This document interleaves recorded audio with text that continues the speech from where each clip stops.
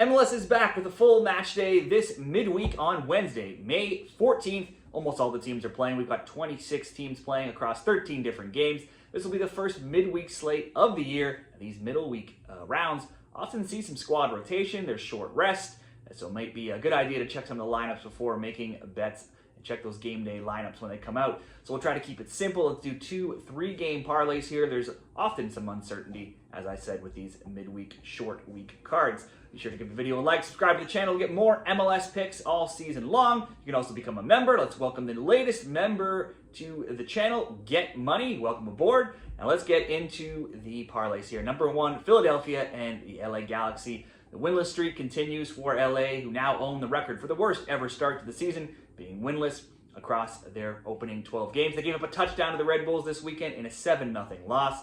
LA was extra short-handed with both Peck and Paintsel sidelined. They're likely going to be out again here this week as well. Philly moments away from a 2-1 win over Columbus before a late tying goal made it 2-2. The Union haven't lost a game though in 5. They have 3 wins, a PK win in the US Open Cup, and then this weekend's draw. They've been out top keeper Andre Blake for the last 2 games. He could miss out again here. That certainly won't be a positive. Now, it's been 2 years since they last played, these teams did, but LA has won 3 straight, and they're undefeated versus the Union in 8 meetings going back to 2012. So it's been a long time since Philly came out on top between these 2 teams. However, they really haven't played that many games over those years. This should, on paper, look like an easy Philly win. You certainly can't bet the Galaxy, as they've still not yet to win a game. You do have to expect, though, some sort of response from LA. I've seen it so many times across different sports, not just soccer. When a team is just that bad, and 7-0 is about as bad as it can get in a soccer game, no matter how bad that team is, they usually reply in some way, shape, or form. But then they do have a bigger game coming up this week against LAFC. They're big rivals. They have to consider that game as well. Surely they'll want to be a little bit better than they were on last weekend going into this weekend. Philly's Ty Baribo leads the league in goals with 8. This should be a prime game for him to add to that stat so long as he sees enough playing time. Speaking of players who could be rested, he hasn't played more than 73 minutes in any of the last 4 games, but he has gone 3 shots, 1 on target, 4 shots, 1 on target in his last 2, and he also scored on the weekend. So long as he's on the field, you would think he should at least get a shot on target. I would certainly expect Philly to win this game, but like we've said, short rest. LA, I have to expect to see some sort of bounce back in some way. Nobody loses that badly 2 games in a row. So let's go Philly, double chance, plus Ty Baribo to have at least 1 shot on target for a same game parlay for leg 1 of this bigger parlay.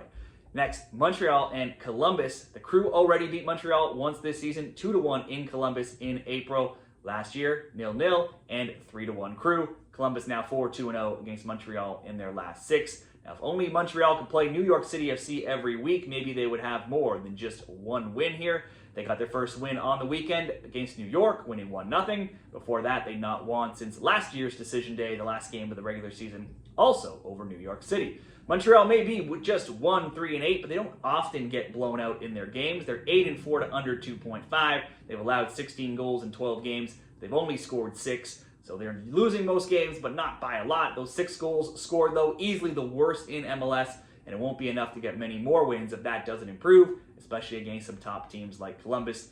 The Crew were moments away from a loss in Philly, but scored in the 94th minute to end that game, level at 2s. They've scored 20 goals while allowing 12. They've scored 8 goals in their past 3 games, multiple goals in 6 of 7. They have only 2 losses across all competitions this season and just 1 loss in their past 11, that being a 1-0 loss to Miami in a game where they dominated and should have gotten something out of it.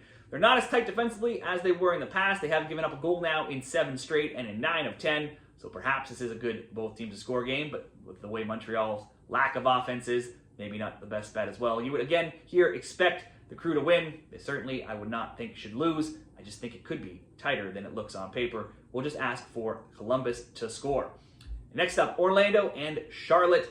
The crazy 6-game shutout streak is over for Orlando, but the undefeated streak is not. They drew New England 3-3 in a wild 6-goal game this weekend. That makes them 4-6-0 in their past 10. That is a lot of draws, though, in those last 10 games. Now, while they've not scored in 4 of 7, in their past 4 games, they have a 3-0 win, a 0-0 draw, 5-0 win in the US Open Cup, and then a 3-3 draw. So they've started to regain some of their scoring boots here, getting back in the scoring. Last weekend, it was Martin Ojea. It was the Martin Ojea show as the Argentine scored a hat trick all 3 of Orlando's goals. Charlotte's road woes continued on Saturday. They lost 2-1 away to Nashville. They're 1-4, outscored 11-6 on their travels, and they've only shut out the 1-win team of Montreal. Go further back in MLS, the Crown have just 2 road wins in 14, that coming against Montreal and DC, not 2 top teams.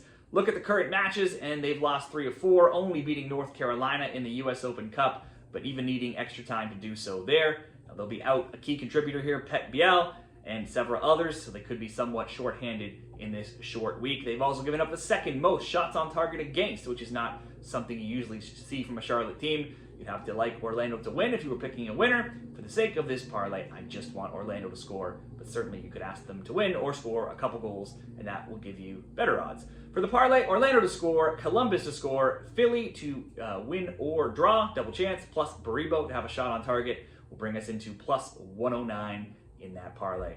Now, those are all earlier games. Now we'll go into some later games for one more parlay. The game's at 1 at 9:30, 2 at 10:30 p.m. Eastern Time. We'll start it off with San Jose and Inter Miami in a game where I expected the most goals this past weekend between Colorado and San Jose. There were only 2, and both coming from the Quakes in a 2-0 San Jose win, meaning San Jose did something they've not done since all the way back in Week 1, a run of 11 games, and that was keep a clean sheet. They scored 8 goals in their past 3 games now, all of those games being wins. The both teams score and over 2.5 has gone 6-1 as well. Miami could be losing some of the invincibility factor here. They lost 4-1 in Minnesota on the weekend. They have just 1 win in their last 5 games across all competitions. The defense has been ripped apart with scores of 2-0, a loss, 4-3, loss, 3-1, loss, a 4-1 win, and then a 4-1 loss. That's 14 goals conceded in their last 5 games. I'm not ready to jump off of the goals train that has been San Jose all season so far. Shutting out Colorado, much different than shutting out Miami. San Jose has the league's top offense. Miami hasn't been shutting out anybody lately. The Herons were missing Suarez on the weekend. They should, though, still have plenty of players, including Messi, if he plays, who can get on the score sheet. The Quakes are an attacker as well. No Joseph Martinez. At least he was out this weekend, so worth monitoring his status, which means more touches for Chicho Arango, likely more shots. Nobody has taken more shots than Arango has, 44. That's tied with Buanga of LAFC, and 16 have landed on target, while 8 have landed as goals, putting him in a tie for the Golden Boot race. So certainly, if this game on its own, betting it on its own, some sort of bet on Arango, always worth a play. For the parlay, both teams score over 2.5, comes in at minus 143 at Caesars. It's going to be my anchor of the parlay, and we'll add 2 more relatively simple selections to complete it. Next up, RSL and Portland. RSL drew Dallas 1-1 on the weekend, their first draw of the season, with another game without a win, something they have only 1 of in 5 and just 2 of in 8. Only a 2-0 home shutout of the still winless LA Galaxy is their only clean sheet in the last 10. With that said, you'd have to think Portland can score in this game. RSL are also without several starting defenders. They've also scored in all but 2 games Portland has this season for a total of 22 total goals. That's tied for 4th most in MLS. They could only manage 1, though, on the weekend against the SKC, but they have scored 22 goals in their past 9 games across all competitions, 3 or more in 4 of 6, and they have just 1 loss in 10 due to the Timbers. Last year, Portland won 3-0 in Oregon between these teams, and it was 3-3 in Salt Lake. The Timbers haven't lost any of the last 4. There's also been 3 or more goals in 5 of the last 6 meetings between them. This looks like a good both teams to score bet, or just Portland to score for the sake of this parlay. And finally, San Diego and Colorado. It's already the 2nd meeting between them. Colorado winning 3-2 recently on earlier in April. It was 1-1 at the half before the Rapids took a 3-1 lead. San Diego scored a second late goal in the 89th. The Rapids got shut out to San Jose 2-0 this weekend. They haven't won in 4 games, not since beating San Diego. They've also given up 2 or more goals now in 5 of their last 6. That won't be good news versus a San Diego attack that has the league's 2nd best offense, that has seen 12 different players score, led by Anders Dreyer with 5 and Chucky Lozano with 4.